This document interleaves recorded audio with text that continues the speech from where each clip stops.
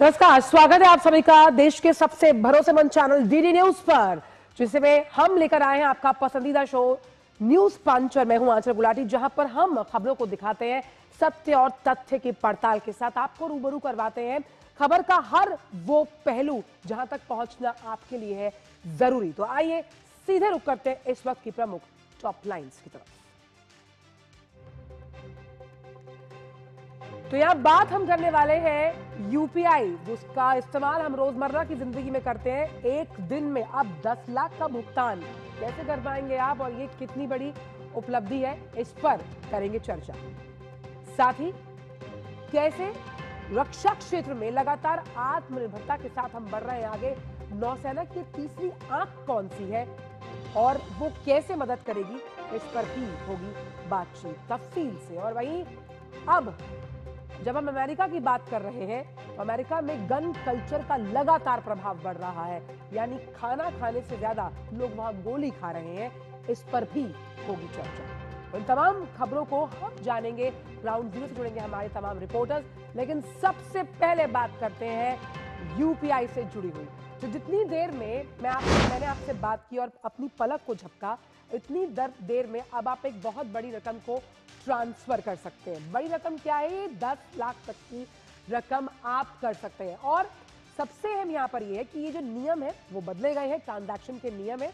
सरकार ने ये बड़ा फैसला लिया है यूपीआई को लेकर, और 15 तारीख से लागू होगा, इस सितंबर से। यानी अब एक व्यक्ति मर्चेंट को 10 लाख रुपए तक का ट्रांसफर कर सकता है यूपीआई के जरिए। आप ये समझिए कितनी बड़ी बात है ये। और इन तमाम बड़े बड़े एआर ग्राफिक्स के जरिए हम आपको रोमांचक तरीके से बता रहे हैं कि कैसे डिजिटल इंडिया को धार देते हुए यूपीआई ने ट्रांजैक्शन की तस्वीर और तस्वीर को बदल कर रख दिया। कैशलेस इकोनॉमी की तरफ लगातार हम बढ़ रहे हैं, और ऐसे में ये ट्रांसफर लिमिट जो बढ़ाई गई है, ये कैसे अलग अलग क्षेत्रों पर असर डालने वाली है। आइए आपको समझाते हैं कि कैसे भारत पेमेंट के लिहाज से, भुगतान के लिहाज से, ट्रांजैक्शन के लिहाज से लगातार इतिहास रच रहा है। Graphics please. और बात करते हैं कि डिजिटल तौर पर हम स्वतंत्र कैसे होते जा रहे हैं। अब पहले खबर की बात करते हैं। तो 10 लाख तक की खरीदारी पर अब यूपीआई से आप भुगतान कर सकते हैं। ये सरकार का बड़ा फैसला है जो 15 सितंबर से लागू होगा। मैंने आपको बताया, अब इसमें सबसे इंपॉर्टेंट चीज ये है कि पर्सन टू मर्चेंट, यानी आई एम अ पर्सन, मैं एक व्यक्ति, मर्चेंट यानी व्यापारी, अगर आप उसके साथ ट्रांजैक्शन यानी कि लेन देन कर रहे हैं तो ये लेन देन जो है वो 10 लाख तक का है। और अगर पर्सन टू पर्सन आप लेन देन करते हैं तो उसकी जो लिमिट है वो पहले की तरह 1 लाख पर अपरिवर्तित है। अब क्यों ये पर्सन टू मर्चेंट जो ट्रांजैक्शन है वो बड़ा है, इंपॉर्टेंट है, क्योंकि अब इससे कस्टमर को बहुत आसानी होगी। पहले क्या भाई 10 लाख का पेमेंट करना है, आप अलग अलग हिस्सों में उसे बांट कर करते, बैंक से करते, चेक के द्वारा किया जाता।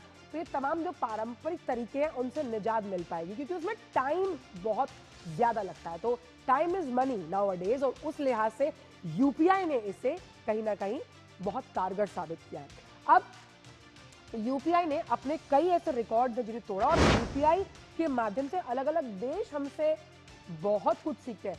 अगस्त की बात अगर की जाए तो यूपीआई ने इतिहास रचा। इसी अगस्त महीने की बात कर रहे हैं हम, जहां 20 अरब से ज्यादा लेन देन हुए हैं। और हम फोन पे, गूगल पे, अभी फोन मेरे हाथ में नहीं है लेकिन लगातार हम फोन पे और गूगल पे का इस्तेमाल करते हैं। 8 महीनों में यूपीआई के ट्रांजैक्शन में ये फ्लैम्बॉयंट उछाल हमने देखा। और जनवरी में अगर हम देखें, यही जनवरी, तो 75,743 करोड़ का ये ट्रांजैक्शन जुलाई में था, जो बढ़कर जनवरी में अगर हम इसकी बात करें, जुलाई में बढ़कर सीधा 80,000 पहुंचा और अब 20 अरब को पार कर गया। रोजाना लगातार वॉल्यूम बढ़ रहे हैं, वैल्यूज बढ़ रही हैं। और एनपीसीआई ने बहुत इंपॉर्टेंट काम किया। उसने क्या किया कि राज्यवार डेटा रिलीज किया कि भाई हर राज्य से कितना यूपीआई ट्रांजैक्शन किया जाता है, जिसमें महाराष्ट्र ने बाजी मारी। और अगर देखें तो यूपीआई यूपी जो है यानी कि उत्तर प्रदेश सरप्राइज पैकेज के तौर पर सामने आया। लोगों ने लगातार यहां से भी भुगतान किए, यानी कि अब चाहे चाय की टपड़ी हो या फिर mall, UPI is accepted to all. और कैशलेस फ्यूचर की तरफ लगातार भारत बढ़ रहा है। आप समझिए 680 से ज्यादा बैंक, उन्हें एक मंच जोड़ता है, और वो मंच है आपका यूनिफाइड पेमेंट इंटरफेस, जिसे हम यूपीआई मानते हैं। और डिजिटल लेन देन में यूपीआई का करीब अगर हम देखें तो 85% का हिस्सा है। तो आप देखिए ये सारे रिकॉर्ड जो है वो तोड़े गए। और यूपीआई के नजरिए से किन किन सेक्टर्स में हम देखते हैं कि जो लिमिट है उसको बढ़ाया गया है। एक बार उस ग्राफिक्स पर भी नजर डालते हैं कि कैसे कैसे किन सेक्टर्स में लिमिट को बढ़ाया गया। कैपिटल मार्केट और साथ ही साथ इंश्योरेंस यानी कि शेयर बाजार की अगर बात की जाए तो ट्रांजैक्शन लिमिट में बढ़ोतरी की गई 2 लाख से बढ़ाकर इसे 5 लाख, यानी कि आप यूपीआई पेमेंट इंटरफेस को जब यूज करते हैं। अब जेम पोर्टल ये वो ई मार्केट प्लेस है जो सरकारी है और इस पर भी अब लिमिट को 5 लाख रुपए प्रति कर दिया गया। ट्रैवल सेक्टर जिसका योगदान भारतीय जीडीपी में अच्छा खासा है, यहां पर भी ट्रांजैक्शन लिमिट को बढ़ाकर 5 लाख रुपए कर दिया। और महिलाओं के लिए ज्वेलरी सेक्टर सबसे इंपॉर्टेंट, तो ज्वेलरी अगर आप एक दिन में खरीदना चाहते हैं यूपीआई के जरिए तो 2 लाख रुपए इसकी लिमिट कर दी गई। और जिस क्रेडिट कार्ड का इस्तेमाल लगातार लोग अपनी जरूरतें पूरे करने के लिए करते हैं उसके बिल पेमेंट पर भी प्रति ट्रांजैक्शन 5 लाख रुपए, यानी कि इन तमाम सेक्टर्स में लिमिट को बढ़ाना बहुत कारगर साबित हुआ, क्योंकि आपने उस यूपीआई से वो गंतव्य हासिल किए जो शायद आने वाले समय में, यानी कि जब हम डिजिटल पेमेंट इंफ्रास्ट्रक्चर की बात करते हैं ये इतना मजबूत है, जो हम 50 साल में हासिल करते हैं ये G20 में कहा गया तो हमने 10 साल में हासिल किया। अब ये समझते हैं कि आखिरकार ये यूपीआई जो है वो बड़े काम की चीज क्यों है, मोहब्बत से ज्यादा यूपीआई बड़े काम की चीज है। ग्राफिक्स के जरिए समझते हैं। देखिए सबसे पहले इंस्टेंट मनी ट्रांसफर। पहले क्या है कि कभी आपको किसी को पैसे देने होते थे तो आप चेक के जरिए या विड्रॉल के जरिए या कैश, आप तत्काल धन हस्तांतरण यानी इंस्टेंट मनी ट्रांसफर कर सकते हैं। उसके साथ आप देखिए कि सिंगल ऐप, एक ही एप्लीकेशन आपके फोन में है और मल्टीपल बैंक अकाउंट आपके उससे अटैच्ड है। ये इंपॉर्टेंट चीज है। सुरक्षित लेन देन है क्योंकि आप क्यूआर कोड के जरिए भी पेमेंट कर सकते हैं। और उसके साथ साथ ऑनलाइन शॉपिंग हो, बिल पेमेंट्स हो, रिचार्ज हो, ब्यूटी सर्विसेज, तमाम इन चीजों का भुगतान आप ऑनलाइन सिंगल ऐप के जरिए करते हैं। इंटरनेशनल एक्सपेंशन लगातार बढ़ रहा है, यानी आप जब अंतर्राष्ट्रीय टूर्स पे भी जाते हैं तो आप लगातार इसका इस्तेमाल कर सकते हैं। ऑटो पे, आपने कोई चीज अगर किस्तों पे खरीदी है आप उसका ऑटो पे लगा सकते हैं, तो आपको उस बात की टेंशन नहीं होगी कि मुझे किस्त पे करना है, वो आपके अकाउंट से डेबिट हो जाएगा। और कभी कभी आपको कैशबैक के ऑफर्स भी ये तमाम यूपीआई सर्विस से मिलते हैं। और इस पर ज्यादा बातचीत के लिए मुकुल शर्मा इस वक्त हमारे साथ जुड़ गए। मुकुल, डिजिटल इंडिया के इस अभियान की जब शुरुआत प्रधानमंत्री ने की थी तो किसी ने नहीं सोचा था कि यूपीआई जब इसके साथ जुड़ेगा तो आने वाले सालों में युगांतकारी बदलाव होंगे जो अपने आप में दूसरे देशों के लिए भी उदाहरण होंगे। और खास तौर पर यह खबर कि अब 10 लाख से ज्यादा का जो ट्रांजैक्शन है एक ही दिन में पर्सन टू मर्चेंट हम कर सकते हैं। जी बिल्कुल आंचल, देखिए जब यूपीआई की शुरुआत हुई थी तो तमाम तरह के कयास लगाए गए थे और उन सभी को निराधार हम कह सकते हैं बताते हुए लगातार यूपीआई का दबदबा देखने को मिल रहा है। ना सिर्फ भारत में बल्कि यूपीआई का डंका हम देख सकते हैं दूसरे ऐसे कई देश हैं जहां पे बचता हुआ नजर आता है। और उसी वजह से भारत की जब हम डिजिटल मुहिम की बात करते हैं, डिजिटल इंडिया की जब हम बात करते हैं, उसका एक महत्वपूर्ण स्तंभ, और जैसा आपने भी बताया कि जब हम कैशलेस इकॉनमी की बात कर रहे हैं उस लिहाज से ये काफ़ी महत्वपूर्ण हो जाता है किस तरीके से इसको हमें आसान बनाना है, सुगम बनाना है। और एनपीसीआई लगातार यही प्रयास करता रहा है। और जिस तरीके से अब इसकी जो ट्रांजैक्शन लिमिट की अगर खास तौर से बात की जाए उसको बढ़ा दिया गया है, वो जाहिर तौर पर, क्योंकि पर्सन टू पर्सन अगर लिमिट की हम बात करते हैं उसको 1 लाख रुपए ही रखा गया है, जबकि पर्सन टू मर्चेंट की अगर बात की जाए, क्योंकि अमूमन हम देखते हैं जब भी कोई खरीदारी करने के लिए बाहर जाया जाता है तो ये ज़रूरी कि हम यूपीआई के तहत एक ही बार में अगर पेमेंट कर देते हैं तो जो उपभोक्ता हैं, जो कस्टमर हैं, उनको काफ़ी आसानी रहती है। लेकिन जिस तरीके से इंश्योरेंस सेक्टर की हम बात करें, कैपिटल इन्वेस्टमेंट की अगर बात की जाए, उसके लिए आपकी जो लिमिट है वो 10 लाख रहेगी एक दिन में। लेकिन अगर हम क्रेडिट कार्ड का पेमेंट कर रहे हैं एक बार में आप 5 लाख रुपए तो कर सकेंगे, लेकिन उसकी डेली की जो लिमिट है उसको 6 लाख रुपए रखा गया है। इसी तरह और भी जो बदलाव हैं लिमिट्स में किए गए हैं, जिससे और ज़्यादा ना सिर्फ पारदर्शिता इस सिस्टम में है, बल्कि एनपीसीआई का ये भी कहना है कि ये जो लिमिट बढ़ाई गई है इसका उद्देश्य यही है जो उपभोक्ता हैं, जो कंज्यूमर्स हैं, उनको और सरल तरीके से वो इसका इस्तेमाल कर सकें। क्योंकि पिछले दिनों हमने देखा था कई तरह के जो कस्टमर्स थे उनका मानना था कि किस तरह की अगर यूपीआई में दिक्कत आ जाती है, जो भारी रकम अगर उनको कहीं चुकानी है, तो ऐसे में उनकी जो राय थी वो यही थी कि यूपीआई से पेमेंट अगर एक बार में हो जाए तो उनके लिए ज़्यादा सहूलियत होती है। तो हम कह सकते हैं उनकी बातों को ध्यान में रखते हुए भी इस तरह का जो फैसला है वो लिया गया है। और साथ ही हमने देखा कि पहले अगर आपको बड़ा पेमेंट करना है खासतौर पे व्यापारी को तो आप चेक का इस्तेमाल करते हैं, बैंक ट्रांसफर है, अब वो 1 गो में हो जाएगा। साफ तौर पे इसमें कहीं ना कहीं जिस हम बिजनेस टू बिजनेस की बात करते हैं उन तमाम छोटे उद्यमियों को भी फायदा मिलता हुआ नजर आता है।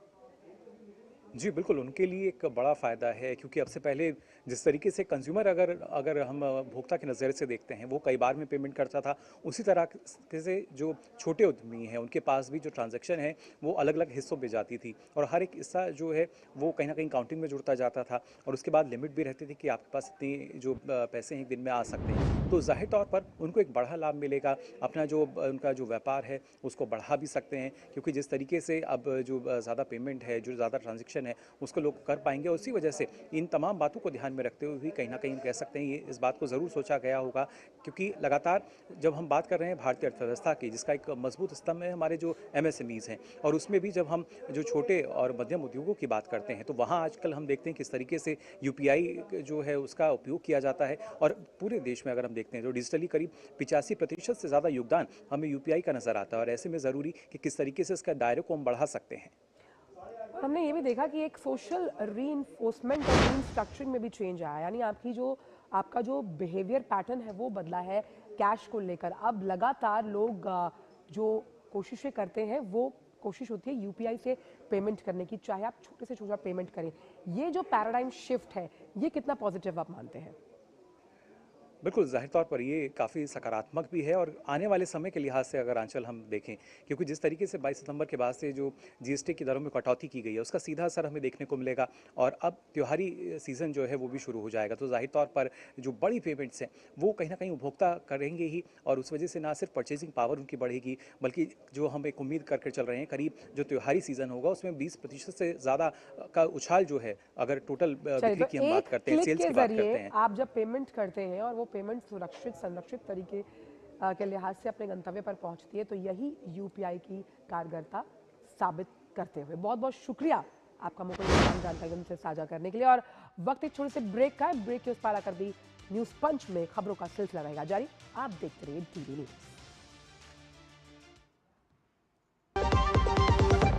दादी के हाथों का जादू और खुशबू से महकता घर। MDH गरम मसाला, असली मसालों से भरा हूँ मैं, क्योंकि हर रिश्ता है स्वाद से जुड़ा। जब धरती चीर कर निकलता है लोहे का पत्थर और मिलता है मोंगिया के जोश से, फिर तपता है, पिघलता है और बनता है फौलाद। अब होता है सरिया सारी खूबियों के साथ। मोंगिया स्टील, मजबूत देश का मजबूत सरिया। वाह यार, क्या सही हो आप। मेरा भी मन करता है कुछ करने का। मन करता है तो करो। घर की चीजों से टाइम ही नहीं मिलता और हूँ सिर्फ 10वीं पास। आप LIC की बीमा सखी योजना के साथ जुड़ सकती हो। मैं LIC एजेंट बन सकती हूँ? पूरी ट्रेनिंग भी मिलेगी, मंथली स्टाइपेंड भी मिलेगा, स्टाइपेंड भी, ऊपर से कमीशन अलग। LIC बीमा सखी योजना से जुड़ने के लिए अपनी नजदीकी LIC शाखा से संपर्क करें। LIC बीमा सखी योजना, अपनी शुरुआत अपने हिसाब से। जिन्होंने यूज किया है वो जानते हैं असली हींग का स्वाद। MDH सुपर हींग, शुद्धता का असली तड़का। MDH।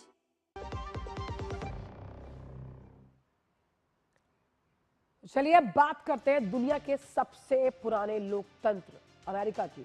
लेकिन अमेरिका इस वक्त ठाए ठाए कल्चर से ग्रसित है, उसका गन कल्चर। और यह खबर हैरान करने वाली है, यानी कि खबर आई 9/11 बरसी जो थी उसको लेकर, जहां देश ने एक खौफनाक आतंकी हमले को तो याद किया लेकिन खुद अमेरिकी जमीन पर गोलीबारी की एक घटना ने पूरे देश को झकझोर कर और हिलाकर रख दिया। और ये गन कल्चर जो है ये अमेरिका के लिए कहीं ना कहीं उस हम कह सकते हैं दीमक की तरह है जो उसे अंदर से कहीं ना कहीं खोखला कर रहा है। और ताज़ा मामला US जो नेवल एकेडमी है यहाँ का है। यहाँ पर हुआ क्या, यहाँ पर अंधाधुंध फायरिंग हुई और इस गोलीबारी में कई कैडेट्स और जो लोग हैं वो गंभीर रूप से घायल हुए हैं।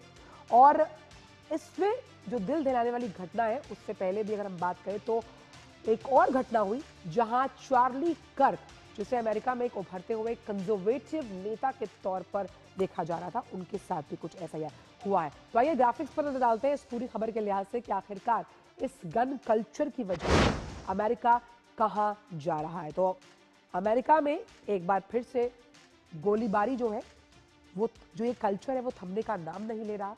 जो नौसेना एकेडमी है वहां पर अंधाधुंध फायरिंग की गई है और हमने देखा कि इस गन कल्चर की वजह से अमेरिका की अर्थव्यवस्था को भी बहुत नुकसान पहुंचा है। फायरिंग में हुआ ये कि कई कैडेट्स और लोग घायल हुए और पुलिस ने कैंपस और मैरीलैंड नेवी बेस को फिलहाल सील कर दिया है और जो हमलावर है उसकी तलाश अभी जारी है। हमले के बाद जो ट्रंप है, राष्ट्रपति है अमेरिका के, उनकी सुरक्षा को बढ़ाया गया है और सबसे बड़ी बात यहां पर यह भी है कि आरोपी पकड़े जाने तक जो एकेडमी है उसमें लॉकडाउन है और कल ट्रंप के जो करीबी हैं चार्ली कर्क, उनकी भी हत्या हुई है जिसकी वजह से ट्रंप आग बबूला है और हमले के पीछे कट्टर वामपंथी सोच का इसे अंजाम बताया जाए। आपको बताएं कि 15वें उपराष्ट्रपति के तौर पर सीपी राधाकृष्णन ने शपथ ले ली थी और अब वो बापू को श्रद्धांजलि राजघाट पर दे रहे हैं। राजघाट पर पहुंचे उपराष्ट्रपति सीपी राधाकृष्णन, जहां वो बापू की समाधि पर श्रद्धा सुमन अर्पित करने पहुंचे हैं। सीपी राधाकृष्णन, जिन्होंने अभी कुछ ही देर पहले उपराष्ट्रपति के तौर पर शपथ ली और बापू की समाधि पर राष्ट्रपिता को नमन करते हुए उपराष्ट्रपति सीपी राधाकृष्णन महात्मा गांधी के समाधि स्थल राजघाट पहुंचे। उपराष्ट्रपति सीपी राधाकृष्णन हाल ही में उन्होंने अभी कुछ देर पहले शपथ ली है। तो उपराष्ट्रपति महात्मा गांधी को श्रद्धा सुमन अर्पित कर रहे हैं। जिस तरह से अपने कार्यकाल की जब वो शुरुआत करेंगे तो यहाँ महात्मा गांधी की समाधि स्थल पर पहुंचे उपराष्ट्रपति श्रद्धा सुमन अर्पित करते हुए। तो देश को अपना नया उपराष्ट्रपति मिल गया है और महात्मा गांधी के समाधि स्थल पर राजघाट पहुंचकर उपराष्ट्रपति ने राष्ट्रपिता बापू महात्मा गांधी को श्रद्धा सुमन अर्पित किए हैं।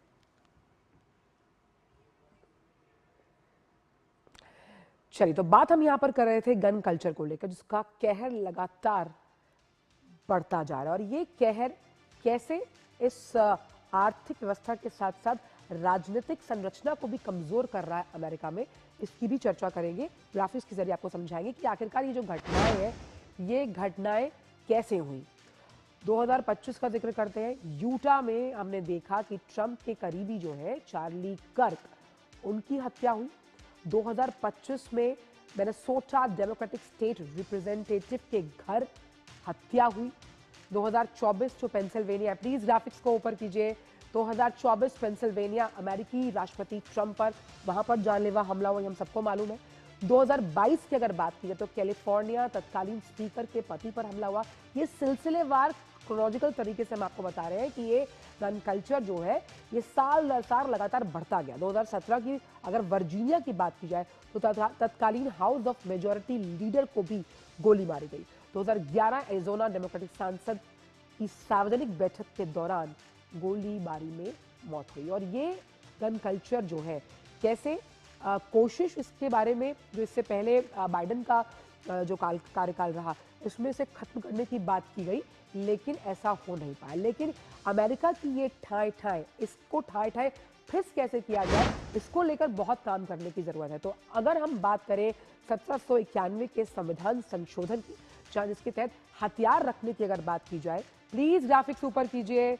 अगर इसको हम हथियार रखने की हम बात करते हैं तो लगभग अमेरिका में कुल जनसंख्या 33 करोड़ है और उस 33 करोड़ जनसंख्या के लिहाज से आप देखिए कि करीबन जो हथियारों का पूरा जखीरा है, हथियारों का जो कारोबार है वो 40 करोड़ के पार है। कई लोगों के पास एक से ज्यादा हथियार है और सबसे इंपॉर्टेंट पॉइंट यहाँ ये है कि 18 साल के युवा भी खरीद सकते हैं हथियार, यानी कि आप अगर 18 साल के तो आप जाकर गन खरीद सकते हैं। और गन कल्चर को लेकर नेताओं का भी समर्थन है कि नेताओं का भी थम्स अप है इसको लेकर, और चार्ली कर्क भी गन कल्चर के ही समर्थक थे। अब ऐसे में क्या संशोधन की जरूरत है या फिर अमेरिकी प्रशासन को बड़े कदम उठाने होंगे, इस पर बात करने के लिए हमारे साथ चंद्रशेखर जोशी जुड़े हैं। चंद्रशेखर, गन कल्चर कोई नई बात नहीं है अमेरिका में, लेकिन अब ये आर्थिक व्यवस्था को कमजोर करने के साथ साथ राजनीतिक संरचना में भी दीमक की तरह आगे बढ़ रहा है। संशोधन की बड़ी जरूरत अमेरिकी संविधान में? देखिए, ये लंबे समय से अमेरिका की समस्या रहा है, लेकिन अमेरिका में अभी तक हमने देखा कि वहाँ पर जो नेशनल राइफल एसोसिएशन है और दूसरे संगठन है, वो इतने स्ट्रॉन्ग हैं कि वो अमेरिका में गन रखने का समर्थन करते हैं। और अभी जो लोग वहाँ पर सत्ता में हैं, ये लोग भी वहाँ पर गन रखने का समर्थन करते हैं। और डेमोक्रेट्स को भी हमने देखा कि उनके ऊपर इतना दबाव था नेशनल राइफल एसोसिएशन और दूसरे संगठनों का कि वो भी जो गन रखने के कानून हैं उसमें ज्यादा कोई ऐसी सख्ती नहीं कर पाए कि लोग कम गन खरीद पाए। और कल जो मैरीलैंड की घटना का सवाल है, दरअसल अमेरिका में 9/11 की वहां पर जो एनिवर्सरी है वो मनाई जा रही है और चार्ली कर्क की भी वहां पर हत्या हुई है। तो एक डर का सा माहौल पूरे अमेरिका में है और उसी का असर कल देखा गया मैरीलैंड में जो नेवल एकेडमी है। हालांकि ये साफ नहीं है कि वहां पर हुआ क्या, कोई आधिकारिक जानकारी वहां से नहीं मिल रही है। एक व्यक्ति के घायल होने की सूचना जरूर है और जो लोकल न्यूज आउटलेट्स हैं उन्होंने ये देखा है कि एक व्यक्ति घायल हुआ, उसको वहां से उठाकर हॉस्पिटल ले जाया गया। बताया ये जा रहा है कि जो एकेडमी है, एकेडमी के अंदर किसी ने मेल किया था और मेल करने के बाद एक खौफ का सा वहां पर माहौल बन गया था। और एक खबर जो आ रही है उसके अनुसार ये बताया जा रहा है कि एक जो जूनियर सेलर था उसने अपने अधिकारी को हथियार से वहां पर मार दिया उसको और घायल कर दिया, तो उसके घायल होने की खबर है। और दूसरा जो इसमें खबर आ रही है वो ये आ रही है कि हो सकता है कि कोई जो मिडशिपमैन था वो बाहर से हथियार लेकर एकेडमी में आ गया था और उसके बाद उसने वहां पर फायरिंग की है। एक व्यक्ति वहां पर घायल हो गया था और इस कारण चंद्रशेखर, एक चीज और समझेंगे आपसे कि जो ऑनलाइन गेम्स हैं जो काफी आक्रामक रहती हैं, जिन्हें यूएस का युवा खेलता है, क्या उस आक्रामक गेमिंग की वजह से भी हमने इस गन कल्चर में बढ़ावा होते हुए देखा?